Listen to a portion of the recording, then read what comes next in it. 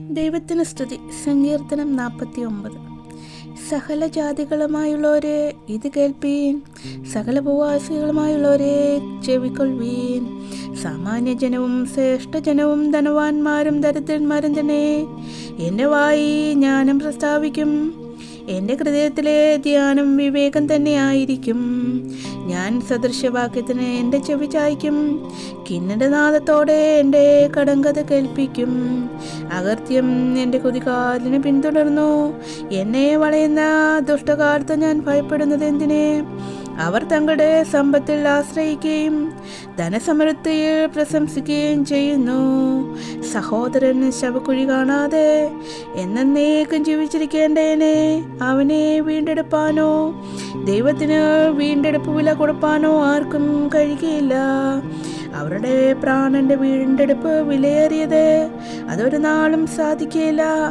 ജ്ഞാനികൾ മരിക്കുകയും മൂഢന്മാരും മൃഗപ്രായനും ഒരുപോലെ നശിക്കുകയും തങ്ങളുടെ സമ്പാദ്യം മറ്റുള്ളവർക്ക് വിട്ടയച്ചു പോവുകയും ചെയ്യുന്നത് കാണുന്നുവല്ലോ.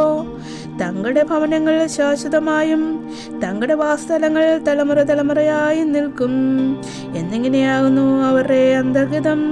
തങ്ങളുടെ നിലങ്ങൾക്ക് അവർ തങ്ങളുടെ പേരിടുന്നു, എന്നാൽ മനുഷ്യൻ ബഹുമാനത്തിൽ നിലനിൽക്കുകയില്ല. അവൻ നശിച്ചു പോകുന്ന മൃഗങ്ങൾക്ക് തുല്യർ.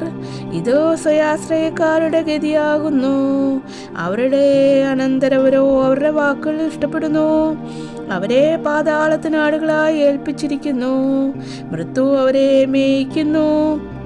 നേരുള്ളവർ പുലർച്ചയ്ക്ക് അവരുടെ മേൽ വാഴും. അവരുടെ രൂപം ഇല്ലാതാക്കും. പാതാളം അവരുടെ പാർപ്പിടം. എങ്കിലും എൻ്റെ പ്രാണനെ ദൈവം പാതാളത്തിൻ്റെ അധികാരത്തിൽ നിന്നും വീണ്ടെടുക്കും. അവൻ എന്നെ കൈക്കൊള്ളും. ഒരുത്തൻ ധനവാനായി തീർന്നാലും അവൻ്റെ ഭവനത്തിൽ മഹത്വം വർദ്ധിച്ചാലും നീ ഭയപ്പെടരുത്. അവൻ മരിക്കുമ്പോൾ യാതൊന്നും കൊണ്ടുപോകുകയില്ല. അവൻ്റെ മഹത്വം അവനെ പിടിച്ചെല്ലുകയുമില്ല. അവൻ ജീവനോടിരിക്കുമ്പോൾ താൻ ഭാഗ്യവാൻ എന്ന് പറഞ്ഞു. നീ നിനക്ക് തന്നെ നന്മ ചെയ്യുമ്പോൾ മനുഷ്യർ നിന്നെ പുകഴ്ത്തും. അവൻ തന്റെ പിതാക്കന്മാരുടെ തലമുറയോട് ചെന്നു ചേരും. അവർ ഒരു നാളും വെളിച്ചം കാണുകയില്ല. മാനത്തോടിരിക്കുന്ന മനുഷ്യൻ വിവേകഹീനനാകിയാൽ നശിച്ചു പോകുന്ന മൃഗങ്ങൾക്ക് തുല്യനത്രേ.